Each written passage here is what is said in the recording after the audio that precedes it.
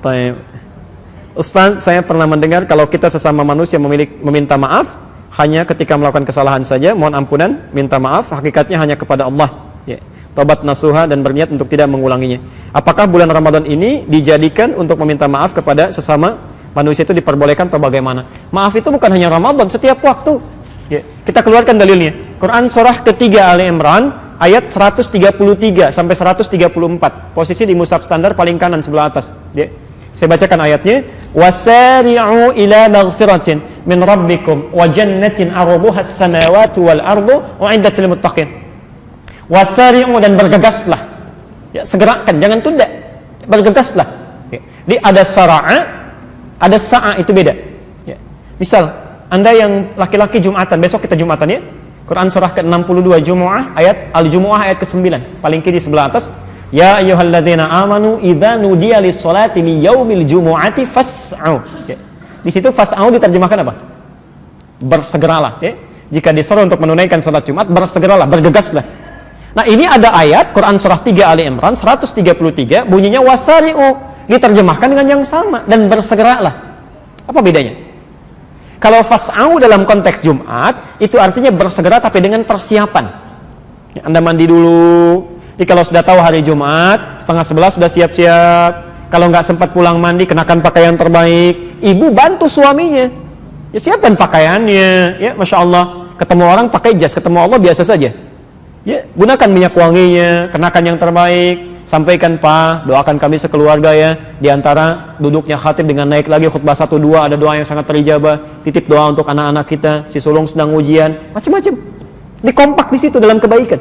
Ya. Tapi kalau wasari'u itu artinya kerjakan, bergegas, dan nggak perlu siap-siap.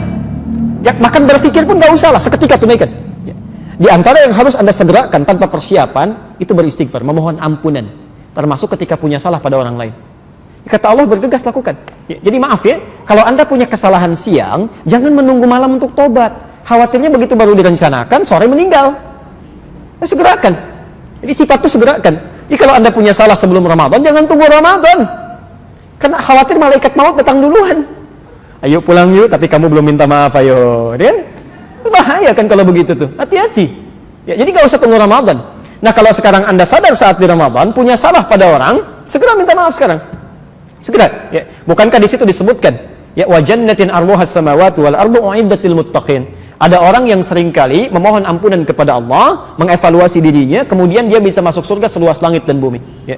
Ada seorang sahabat hidup di zaman Nabi. Di hadis riwayat di Musannaf Abdul Razzaq, riwayat Imam Malik, nomor hadis 20.559. Ya. Kalau Anda punya kitabnya, jilid yang ke-11, halaman 187. Dari Anas bin Malik. Mungkin di cetakan yang lain bisa berbeda. Ya. Ini yang kami temukan. Saya bacakan hadisnya. Ya. Satu kali Nabi Sallallahu Alaihi Wasallam sedang duduk bersama sahabat di Masjid An-Nabawi. Ya.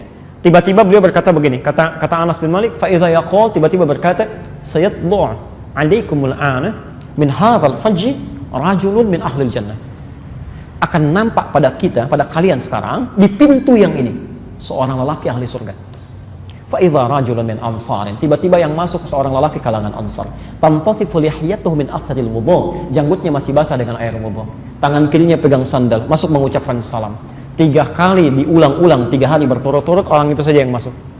Abdullah bin Amr bin As tiba-tiba mengikuti orang itu, menginap di rumahnya sampai 3 malam. Disaksikan malam pertama tahajudnya biasa saja, tidak bangun dia, tidak serajin yang lain. Bacaan Qurannya tidak sebaik Abdullah bin Mas'ud. Ya, besoknya hari ketiga dia tidak puasa, tidak seperti yang lain. Ya. Ketika akan ditinggalkan bertanya, Anda sih punya amalan apa? Sampai disanjung oleh Nabi ya, sebagai ahli surga. Lihat dengan tawadhunya orang ini berkata, ma illa kama ra'ait. Saya tidak punya amalan istimewa kecuali seperti yang Anda lihat.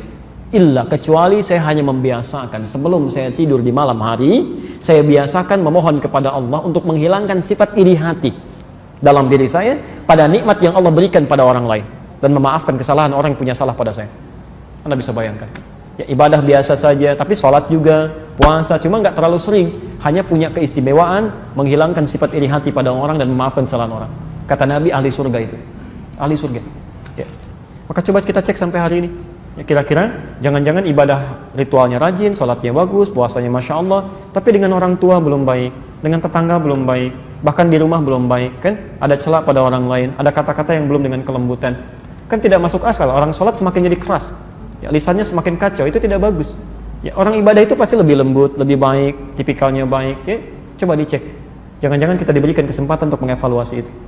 Makanya kalimat Qur'annya la'allakum tattaqun. Ingat, ini saya berikan satu informasi ya. Kalimat takwanya ini diungkapkan dengan kata tattaqun. Terulang sebanyak 19 kali di Quran. Ya. Semoga dengan puasa itu orang-orang puasa bisa takwa. Takwa itu semua kalimatnya terulang 115 kali di Quran, umumnya terbagi dua. Satu berbentuk ibadah ritual, ya.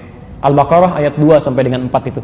Dzalikal kitabu la raiba fihi hudal lil muttaqin. Apa amalannya muttaqin itu? Alladzina bil ghaib wa yuqimunas shalah wa mimma razaqnahum yunfiqun walladzina yu'minuna bima unzila ilaik ya wa ma unzila min qablik wa bil akhirati hum yuqinun. Rajin salat, rajin baca Quran, rajin infak. Jadi kita saat puasa dilatih itu.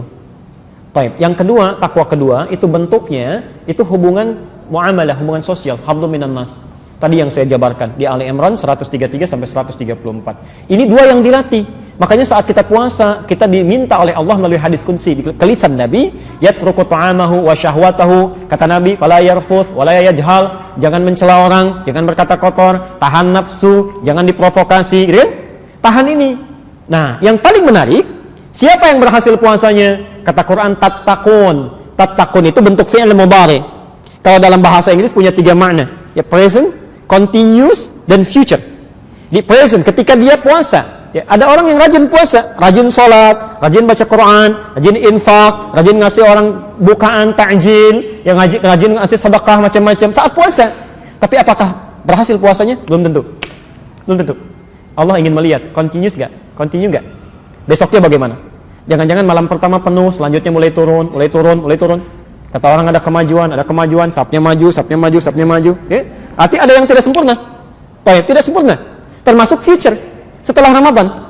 Jadi kalau Anda ingin mengukur kesempurnaan ibadah puasa, nanti setelah Ramadan, bukan sekarang. Kalau sekarang yang lain juga bisa ikutan. Yang nggak pernah ke masjid bisa ke masjid. Yang tidak baca Quran, jarang baca Quran, bisa, masya Allah, bisa khatam itu. Ya, bisa 1 juz per malam. Nanti setelah Ramadan, kelihatan nggak? Makanya tattaqun. Dan Allah bisa menutup ayat ini langsung dengan mengatakan, kama kutiba 'alal ladzina min qablikum tattaqun, bisa begitu. Tapi ternyata diawali dengan kata la'allakum. Ya, terulang 68 kali dalam Al-Qur'an. La'allakum itu harfut taraji, huruf yang menunjukkan pada harapan yang bisa diraih hanya dengan kesungguhan. Artinya seakan-akan Allah memberi kesan tidak semua orang puasa bisa takwa, kecuali yang serius, yang sungguh-sungguh. Maka ada tersisa hamparan waktu bagi kita untuk serius yang meningkatkan ibadah kita di bulan ini. Barangkali ini kesempatan terakhir kita untuk puasa. Kita tidak pernah tahu kapan kita pulang. Katalah maksimalkan.